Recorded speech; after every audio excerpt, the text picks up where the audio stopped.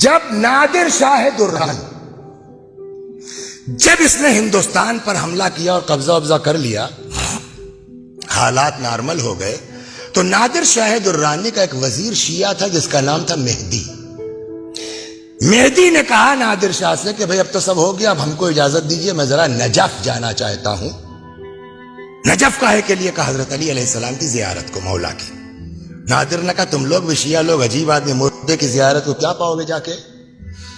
مہدی نے کہا کہ میرا مولا عام انسان نہیں ہے، نجس چیز ان کی بارگاہ میں جا نہیں سکتی، اتنی عظیم ذات ہے۔ آج بھی کچھ اس انداز سے مہدی نے کہا کہ نادر کے دماغ میں کہا میں بھی چلوں گا۔ اب صاحب ایک برتن میں شراب، نجس ہے نا، ایک برتن میں شراب رکھی گئی، سیل کیا گیا، ایک کتا لیا گیا، چل پڑے۔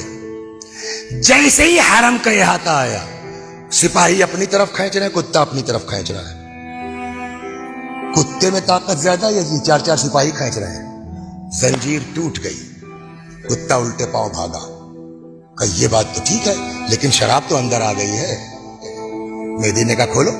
اب جو سیل توڑی گئی تو معلوم تو سرکہ ہے، شراب اس میں ہے ہی نہیں۔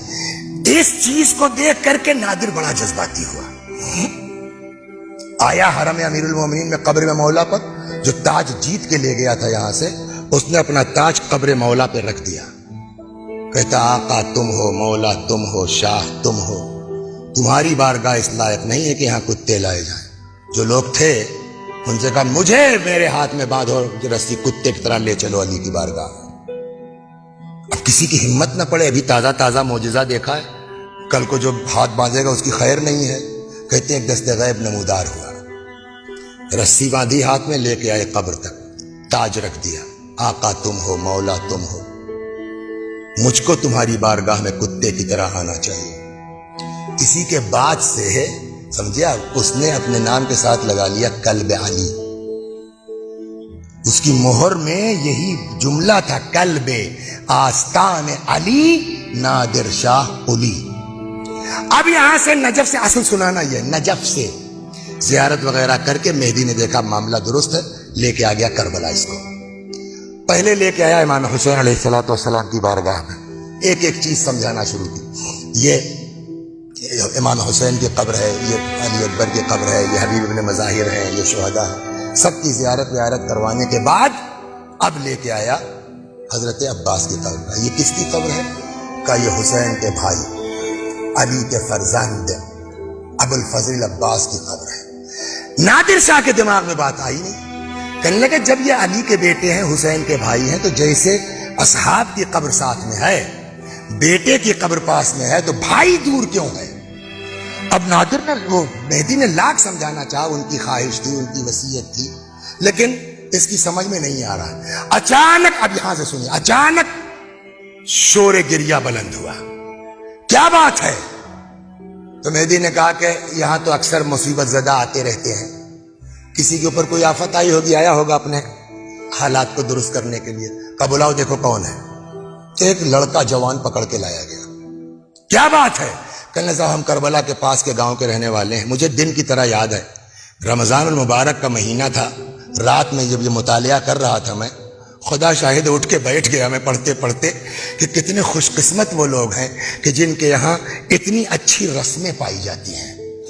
سنائیں آپ کو؟ کہا ہم لوگ کربلا کے پاس کے گاؤں کے رہنے والے ہیں، ہمارے یہاں رسم یہ ہے کہ جب شادی ہوتی ہے تو دولہا دلہن کو سیدھے گھر لے کے نہیں جاتا، پہلے رخصت کرا کر کے باوفا کی بارگاہ میں ہم لوگ آتے ہیں، یہاں ایک دوسرے سے وفاداری کا عہد و پیمان کرتے ہیں، اس کے بعد اپنے گھر جاتے ہیں۔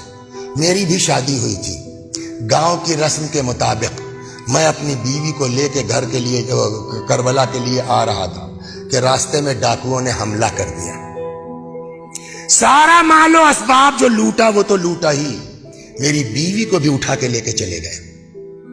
تو میں کہاں جاؤں؟ آیا ہوں یہاں۔ نادر شاہ نے کہا کہ بتاؤ کہاں کا واقعہ، کل تک تیری بیوی مل جائے گی۔ ایسا پکا عقیدے والا کہ اللہ مجھ کو تمہاری مدد کی ضرورت نہیں ہے۔ کسی نے کہا اے ذرا تمیز سے بات کرو، ہندوستان سے بڑا ظالم بادشاہ ہے، سنبھل کے۔ اس کے منہ سے نکل گیا کیا میرے مولا سے زیادہ طاقت اس کے پاس ہے؟ یہ جملہ نادر نے سن لیا، کہنے لگا ٹھیک ہے جاؤ، اگر کل تک تیری بیوی نہیں ملی تیری خیر نہیں ہے، بات ختم ہو گئی۔ اب دیکھیے، اول تو بیوی کا غم، مال کا غم، اور اب اپنی جان پر بھی آ گئی ہے۔ آ کے گر پڑا قبر عباس میں۔ آقا ابھی تک تو بیوی کا صدمہ تھا، ظالم بادشاہ کی تلوار بھی لٹک رہی ہے، چیخ رہا ہے چیخ رہا ہے۔ اتنے میں پھر شور اٹھا۔ کیا ہوا؟ پتا چلا کہ صاحب جو ہے وہ لگتا ہے اس کی بیوی آ گئی ہے، اس لیے کہ وہ ایک عورت کا ہاتھ پکڑے عباس کی قبر کا طواف کر رہا ہے اور شکریہ ادا کر رہا ہے۔ نادر نے کہا بلا لاؤ۔ آئے۔ اب اس کی بیوی پوچھے بتاؤ قصہ کیا ہوا؟ تو جہاں تک اس نے سنایا تھا اس نے بیوی نے بھی سنایا۔